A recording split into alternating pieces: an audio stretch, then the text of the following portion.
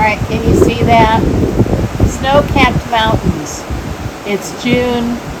It's Alaska. We're on the balcony and we have finally bundled up because yes, it's more than just a little bit chilly. It is cold. We sailed on the Celebrity Edge to Alaska. We saw whales breach and breathe through their blowholes and slap their tails.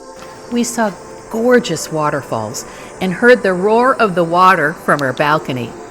And we watched the big icebergs slide along the ship. Can you notice the people below us? And we ended with the magnificent Dawes Glacier actually witnessing the calving of the ice. I love to travel. I love fashion, and hubby is a bit of a photography buff. So as we enter our golden years, we're combining those three loves and producing these videos. Hopefully we'll give you a few tips, reviews, or maybe some sage advice. Who knows? All we know is we're having fun making memories along the way. Welcome to Traveling with 904 Style. I'm from Jacksonville, Florida, and I love fashion. So this is the morning view. We are going to be cruising up through the fjords to see Endicott Arms and Dawes Glacier before heading into Juneau. At the very beginning, we were comfortable in lighter weight jackets and caps. But the closer we got to the glacier, the colder it became, forcing these Floridians into parkas. The second item I want to show is that we captured the full journey on a GoPro set up on our tripod on the balcony of our cabin on the 11th deck of the Celebrity Edge. We also had the regular camera set up for still photography. I've sped up large portions of the GoPro footage as I'm not sure you want to sit through a full 2 hours. However, there are a few items I'd like you to notice. 1. How blue the glacial water is, and the surface is just like glass. 2.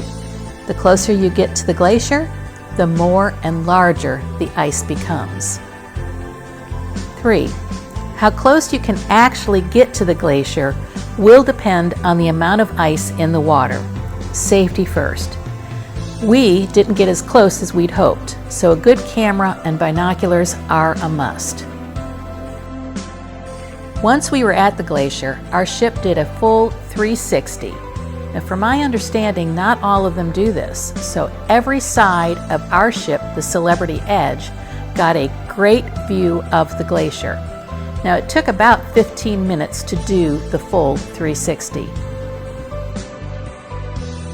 We were super lucky that we had a really clear weather day.